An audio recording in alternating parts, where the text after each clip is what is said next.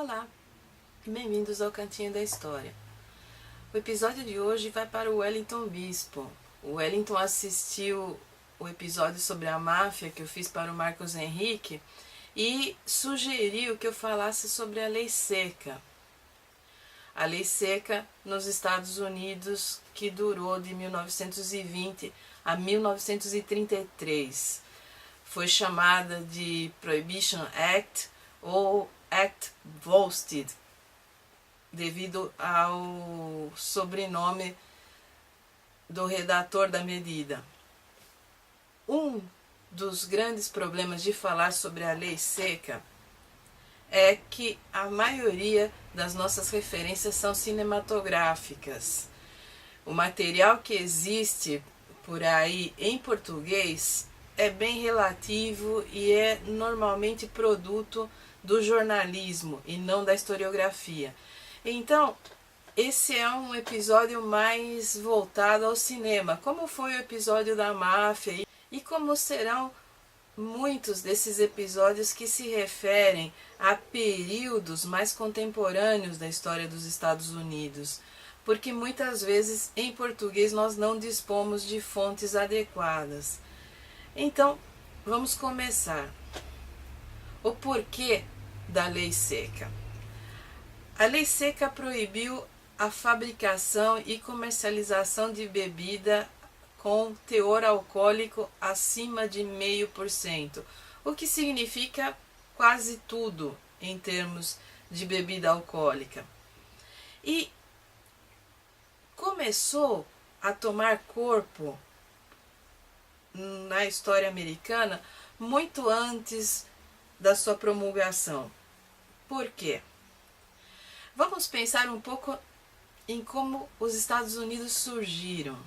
Aquelas 13 colônias que a gente aprende na escola aconteceram em função de perseguição religiosa, como nós aprendemos? Em parte sim e em parte não. A imigração nos primeiros séculos da colonização dos Estados Unidos era composta por dois perfis bem diferenciados de imigrantes: os religiosos extremamente fanáticos e os livre-pensadores, ambos em situação comprometida tanto no Reino Unido quanto em vários países da Europa. O Reino Unido passou por uma reforma religiosa na época dos Tudor, Henrique VIII e Elizabeth I, e passou do catolicismo ao anglicanismo. O anglicanismo não é uma religião reformada no sentido do luteranismo, ou do metodismo, ou do presbiterianismo, e nem mesmo do calvinismo. O anglicanismo é praticamente um catolicismo meio recalchutado, para usar um português mais claro, porque conserva diversos rituais da Igreja Católica, dos quais as outras religiões reformadas abriram mão, e muda a questão do divórcio, do celibato dos padres, muda questões comportamentais. Nesse caso, por ter se tornado a religião oficial do Estado e da monarquia britânica, acabou por gerar sérios confrontos com as populações, tanto católicas quanto de outras versões reformadas. E a imigração que se deu para as colônias a partir do reinado do rei Jaime, John Stuart, e da Revolução Gloriosa do Oliver Cromwell, e após essa revolução, comporta várias dessas versões reformadas mais tradicionais e algumas seitas. E eu tenho muito cuidado em chamar de seita porque, na minha concepção, algumas dissidências cristãs têm tanto valor quanto as denominações oficiais, eu não vejo grandes diferenças entre umas e outras, apenas que algumas têm maior apoio institucional e outras não. Mas, no sentido geral, a grande imigração para as 13 colônias se deu por motivos ideológicos, muito mais do que econômicos. Essas pessoas vieram para o Novo Mundo para formar suas utopias, para criar algo muito mais próximo do que consideravam o reino de Deus, do que o reino dos homens. Então, são comunidades cujos valores tangenciam o fanatismo todo o tempo.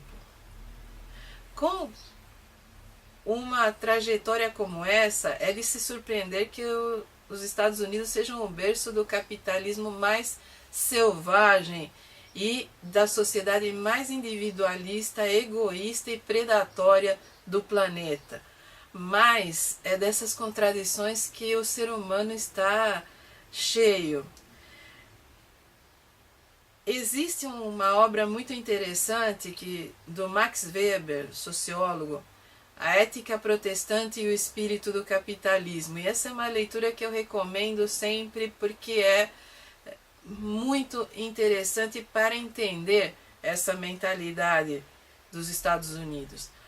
Mas, voltando à questão da lei seca, por causa dessa trajetória extremamente religiosa, houve sempre nos Estados Unidos a existência, desde o final do século XVIII até hoje, das ligas e associações de temperança, daquelas pessoas que deixaram de beber ou que condenam a bebida e que tentam se agrupar para influenciar socialmente o abandono da prática da ingestão de álcool. Assim foram criados os alcoólicos anônimos, que têm um ritual religioso fortíssimo por trás da ajuda aos dependentes de álcool. No século XIX, as ligas de temperança eram extremamente atuantes e pressionavam congressistas, pressionavam prefeitos, estavam constantemente exercendo pressão na sociedade para que se banisse o álcool. O que é problemático do ponto de vista das liberdades individuais. Mas, a partir de um certo momento, eles conseguiram força suficiente, talvez pelos exemplos terríveis que estavam à cara da sociedade e também por causa da industrialização cada vez mais crescente e da segunda revolução industrial, que, pensa um pouco, Taylorismo, Fordismo e todas essas maneiras de encarar a disciplina de trabalho são incompatíveis com o álcool e com a maconha, ou marihuana, como é conhecida lá. Por esse motivo, muitos industriais abraçaram as campanhas anti-álcool e também apoiaram a indústria do cigarro para combater o consumo de maconha pelos trabalhadores, porque tanto a maconha quanto o álcool reduzem a velocidade do trabalhador, e na linha de montagem velocidade é essencial. Então, melhor você ter um trabalhador viciado em nicotina ou em cocaína do que um trabalhador viciado em álcool ou maconha. Veja que aí não vai nenhuma avaliação moral, é uma questão de produtividade. Mas o apoio maciço dos industriais ajudou as ligas de temperança a exercer mais e mais pressão, até que conseguiram que em 1920 a proibição fosse decretada.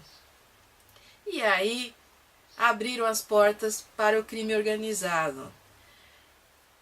A referência que nós temos dos anos 20 são os loucos anos 20, não apenas porque as pessoas queriam esquecer o morticínio e a barbaridade da Primeira Guerra Mundial, mas porque, na minha percepção, como consumidora da indústria cultural, literatura, cinema, música, nunca se bebeu tanto quanto nos anos 20 nos Estados Unidos.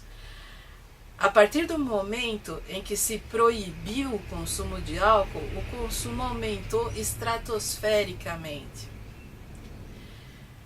Isso diz muito sobre o ser humano e seus problemas com a autoridade, mas diz também com questões políticas e sociais mais complexas.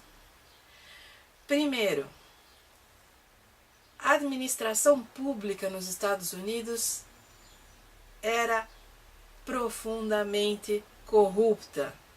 Ainda é, mas nessa época, desde o policial até os congressistas, todo funcionário que tivesse predisposição a isso recebia dinheiro de algum lobby. E esses lobbies poderiam ser tanto na indústria, dos bancos ou do crime organizado. Você tem aí um coquetel extremamente interessante. Nós sabemos muito sobre esse período através das publicações ligadas ao FBI, os livros do Edgar Hoover e do Eliot Ness, que foi um dos agentes que combateu o crime organizado ligado à questão do contrabando de bebidas. E essas obras especificamente tratam daquela região bem específica que engloba Chicago e a área dos 3 estados, Nova York, Nova Jersey e New Hampshire, toda aquela área que faz de certa forma fronteira com o Canadá ou está próxima às áreas de fronteira por onde a bebida entrava mais facilmente. Mas não era apenas a bebida contrabandeada que alimentava o crime organizado. Existe uma tradição de fabricação de bebida na América Profunda que data desde tempos coloniais. Aquele whisky naqueles garrafões de 2 cores, whisky feito das mais variadas procedências, de milho, de batata. Há um histórico de produção clandestina de álcool nos Estados Unidos, mesmo quando a bebida era legalizada. A partir do momento em que a bebida se tornou ilegal, essa produção aumentou mais ainda. E se de um lado a proibição deu um impulso imenso ao crime organizado e possibilitou que famílias da Cosa Nostra estendessem seus domínios para esse tipo de contrabando, também foi responsável pelo aumento das atribuições do FBI, pelo crescimento do FBI. O FBI era a Agência Federal de Combate ao Crime e combatia assaltantes de bancos que assaltavam em mais de um estado, criminosos de vários tipos, mas com o aumento do contrabando de bebidas, o FBI cresceu em sua burocracia e cresceu em seu impacto perante a imprensa. E a imprensa fez uma boa parte das carreiras, tanto dos policiais quanto dos criminosos e dos políticos ligados a ambos. Veja você que nós estamos em um momento em que história e fabricação de memória estão acontecendo conjuntamente. Por isso, muito cuidado com as fontes de imprensa, porque a imprensa precisa vender jornal. A veracidade nem sempre é uma prioridade. Aliás, na maior parte das vezes não é mesmo. A imprensa, nós sabemos que depende muito mais do colorido ideológico do dono do jornal do que da veracidade do fato. Então, muito cuidado na hora de pesquisar fontes ligadas ao jornalismo. Nesse ponto eu tenho algumas sugestões, Wellington. Primeiro, e imperdível, Boardwalk Empire. É uma série da HBO produzida pelo Martin Scorsese e recebeu o subtítulo em português de O Império do Contrabando, e que trata exatamente desse período. É uma série de primeira qualidade na ambientação de época, na reconstrução, e mesmo os personagens que foram agregados, você tem uma série de figuras históricas na trama e alguns personagens que foram criados para dar nexo, para fazer a ligação, para fornecer os ganchos e o impacto dramático para a série. Mas mesmo esses são personagens multidimensionais e bem estruturados, então não prejudicam o andamento da série. É uma série muito bem feita, muito bem acabada e que transita por toda essa corrupção política que acompanha o crime organizado. E nesse ponto, as minhas outras sugestões também têm a ver com isso. Esse é o DVD oficial de Gangues de Nova York. E ele é importante não apenas pelo filme do Scorsese, que é excelente, mas porque junto tem um documentário sobre o meio político da época retratada aqui. Eu não sei se você já assistiu, mas Gangues de Nova York trata sobre o período da Guerra Civil, na década de 1860, e as guerras entre imigrantes irlandeses, as gangues de imigrantes irlandeses em Nova York. O envolvimento político e a manipulação política desses imigrantes por parte da administração republicana. Tammany Hall, que é como era conhecido o governo nessa época, é notório por sua corrupção e manipulação. E o documentário contido nesse DVD mostra as raízes desse sistema político que vigorou durante a Lei Seca. Da mesma forma, eu tenho outra sugestão, que é As Bruxas de Salem. As Bruxas de Salem, que é inspirado na peça teatral do Arthur Miller. Arthur Miller, dramaturgo importantíssimo para a história do teatro nos Estados Unidos. E é muito, mas muito interessante, porque se por um lado mostra toda essa trajetória do fanatismo religioso em Salem, também, no momento em que foi escrito, Arthur Miller combatia a Comissão de Atividades Anti-Americanas do senador McCarthy, que era a principal comissão de perseguição aos comunistas na década de 50.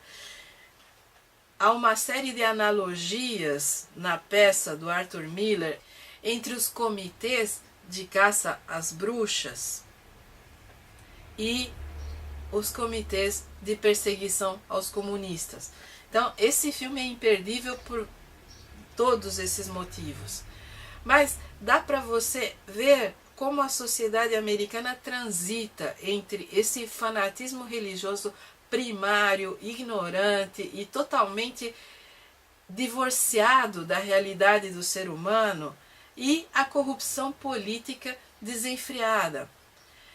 Talvez, como uma referência mais contemporânea, basta você analisar o Congresso americano nos dias de hoje.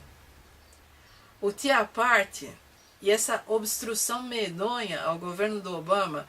Não que eu apoie os democratas, porque eu não vejo diferença economicamente ou politicamente nas plataformas, embora os democratas defendam uma pauta um pouco mais social, em termos de relações internacionais eles conseguem ser pior do que os republicanos. Mas o que você vê nos Estados Unidos é sempre esse divórcio entre os setores da sociedade. Essas pessoas que vivem lendo a Bíblia literalmente e que não conseguem se adaptar a uma sociedade multicultural e multiétnica, que não conseguem aceitar a liberdade de pensamento, que não conseguem aceitar nenhum tipo de liberdade que agrida a sua religião, convivendo perfeitamente e sem conflitos com a pior corrupção política e econômica do planeta. Se a Bíblia é aplicada literalmente, essas pessoas jamais poderiam apoiar os grandes bancos, a indústria farmacêutica, a indústria do tabaco, e no entanto apoiam e se dão muito bem. São pessoas que são contra o estado de bem-estar social, embora se digam cristãs. A lei seca só poderia ter acontecido num país como os Estados Unidos, em que esses conflitos sociais são tão acirrados e em que as pessoas vivem nessa realidade paralela sem entender nem como o mundo funciona. Porque, embora seja um líder em termos de armamento e de economia, os Estados Unidos têm uma das populações mais ignorantes do planeta. Salvo as exceções de praxe, salvo a costa leste e a costa oeste, tudo que tem no meio é lastimável, incluindo o Texas. E essa é a minha opinião, é claro. Vocês estão convidados a discordar e vamos continuar dialogando nos comentários. Mas, basicamente, é isso. A lei seca aconteceu por causa dessas circunstâncias. O fanatismo religioso, a industrialização crescente, a pressão política das ligas de temperança e a pressão dos industriais para controlar cada vez mais o trabalhador. E quando ela acabou, acabou em função da Grande Depressão pós-1929, pós-quebra da Bolsa de Valores. Porque além do argumento óbvio de que a proibição incentivava o crime organizado, surgiu a necessidade de revigorar a indústria. E nesse ponto a indústria de bebida geraria muito mais empregos do que a produção clandestina. Quando a lei seca foi extinta, foi para estimular o crescimento da indústria de bebidas legalizada e poder fornecer emprego a essa população que se encontrava na miséria. Eu espero que tenha esclarecido um pouco, que tenha ajudado o Wellington a dimensionar. Não pretendo falar sobre Al Capone e os gangsters e o crime organizado em si, porque esse é um tema que já foi esgotado até a banalização pelo cinema, pelos documentários. Você tem uma vasta produção cultural sobre esse período e sobre esses criminosos. Você tem documentários no History Channel, na Geográfica, na Discovery. Você tem livros, filmes. Há montes de materiais na indústria cultural para consumir sobre esse tema. A minha ideia foi dar uma aproximação diferente e chamar a atenção para muitas dessas campanhas em vigor hoje em dia pela proibição disso ou daquilo, pelo banimento disso ou daquilo no mundo, e que normalmente acabam gerando o mesmo tipo de demanda e acabam gerando o crescimento e a organização do crime. Se o crime não era organizado, a partir das proibições ele se organiza. Então, vamos pensar com muito cuidado quando pedimos o fim disso ou o fim daquilo, porque a sociedade é muito mais complexa do que certos valores considerados universais. Muito cuidado com o que desejamos, muito cuidado com o que combatemos. Recomendo ainda toda a produção de filmes B dos anos 30, 40 e 50 sobre gangsters. Filmes com Humphrey Bogart, James Cagney, são filmes clássicos, são filmes B, filmes de baixo orçamento, filmes sem pretensões artísticas, mas são uma diversão imperdível e mostram um pouco como essa sociedade se via, como os estadunidenses percebiam o crime organizado nas lentes do cinema. Se ficou alguma ponta sem amarrar, se ficou alguma dúvida, podem mandar que eu respondo.